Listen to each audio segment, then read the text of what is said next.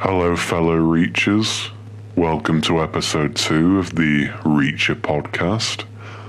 In this episode, we're going to be recollecting on stories about toilet cubicles. There's been a lot of filthy stories going around. Do you want to start off with your story? Well, I was in the train station the other day, and I went into one of the cubicles, and there was a pair of underpants. Classy. Full of shit. And I'm not even joking, there was just completely full of shit. And there was shit all over the toilet seat and the floor. So someone's had an accident. Yeah. So I went into the other toilet, had a piss, didn't flush it because I felt too filthy after seeing that. Not worth touching. So I walked out of my cubicle, and an old guy goes in the one that I've just Oh no. noticed I didn't flush the thing. So I then had to explain that I didn't flush it because Really? it was in the... Yeah. Oh no. I wasn't really bothered, but I just sort of said, have a look in there. And he sort of got the point. Oh, good for him. It was absolutely disgusting there. Oh wow. I've never actually seen that much shit outside of the toilet. There was no shit in the toilet. That's what I don't understand. Was it like a baby's nappy, or was it adult-sized? Really missed the toilet, shat the pants, managed to get shit all over the seat, and just popped the pants full of shit on the floor. What, was it actually a pair of pants or a nappy? It was a pair of pants, but the person clearly needed nappies because he shat himself. I was going to say, maybe a viable excuse would be baby changing, but obviously not. Well, at first, I thought James Johnson had been in there, but then I realised I wasn't in Bristol. Well, he is a bit of a man-child. I wouldn't be surprised if he were wearing nappies. Do you think he does shit himself? I tend not to think about things like that. It's bad enough looking at him. Because imagine if you shat yourself frequently and you had to keep buying sort of boxes or something. Well, he prefers hanging boxes on a hanger. So I think he'd rather have them for display purposes. And then just go around wearing a nappy. I can't believe he actually folds boxes though. That's pretty weird. Sort of drapes boxer shorts over a coat hanger. I wonder if he has a pair of socks per hanger or one sock for each hanger. I don't know. Well, you know, on those sort of fully complete coat hangers that have the little tassel bits at the bottom, maybe he hangs the socks off of there. What, and pops a pair of pants on as well? Yeah, just drapes it over. Why not? That's bloody filthy. But if you want, I can recollect my story from the cubicle. Yeah, brilliant. So I made the sin of actually using a public toilet, and so I went in there. Admittedly, I wanted to do a number 2. I left having only done a number 1.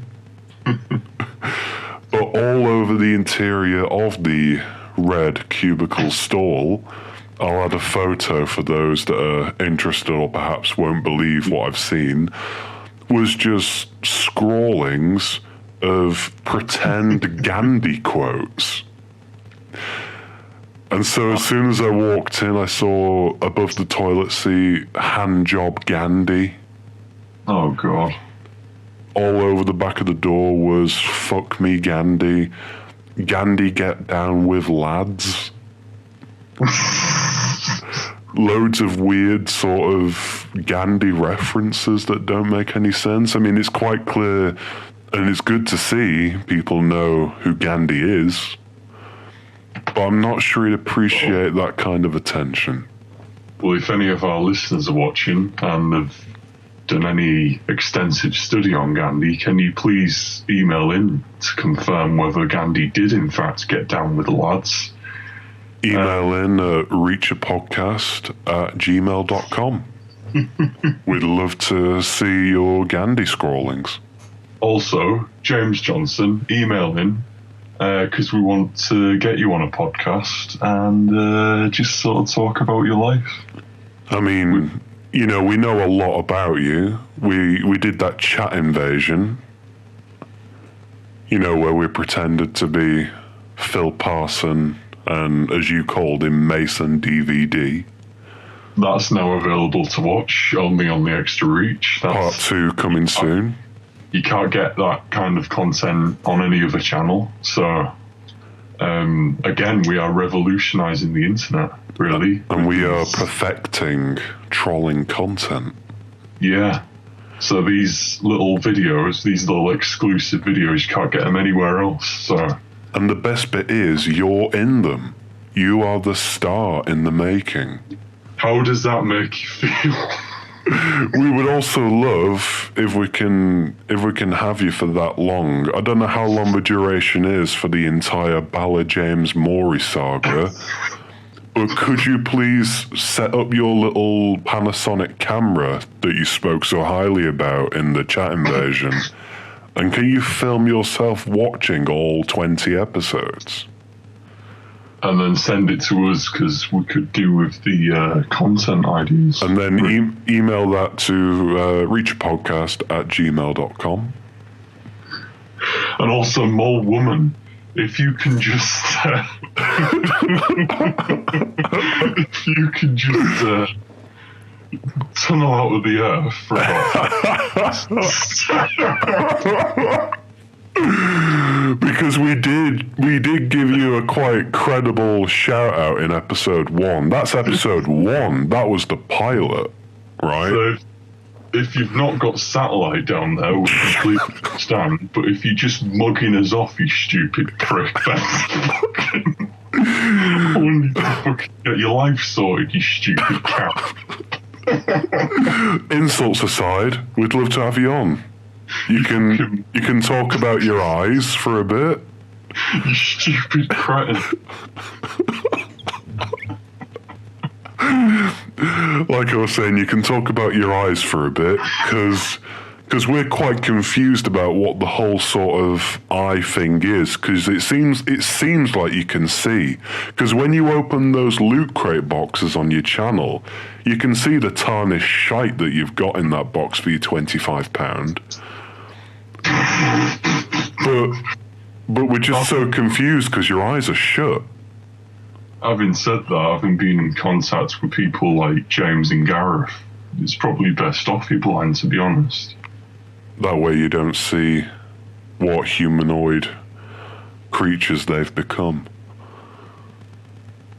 Anyway, like I said, insults aside, even though your arms are a bit big, but anyway, that'll help with the digging. We'd like to get you on the podcast. So, I don't know who watches this, but Alex Trindleton, if that's your name, would love to have you get in touch with Mole Woman on our behalf. Maybe get Malcolm May to December, we'd quite like him. We'd love to feature you in maybe episode 4 or 5. Yeah, he's the best one. He's a guest that I'd like to save for maybe the end of the first run. Just his beard alone is better than any of the people we've just mentioned. His beard and his ability to summon the undead in ghost form. Yeah, and his ability to have one brain cell. Which is fascinating to us. Which, I don't know if he shares that around the stupid motley clan that he used to hang around. Anyway, yeah, that's everything. Right, so that's episode 2. Tune in next time, episode 3. Hopefully some more YouTube drama's gone down in the Hmong community. I think episode 3 we should just rip into Ashley McGee again. Yeah, make things full circle. Yeah. So, Ashley, if you've got anything stupid you want to send us, just email in, reicherpodcast@gmail.com. And yeah, that's it. That's that. Right. Thanks for tuning in. See you all next time.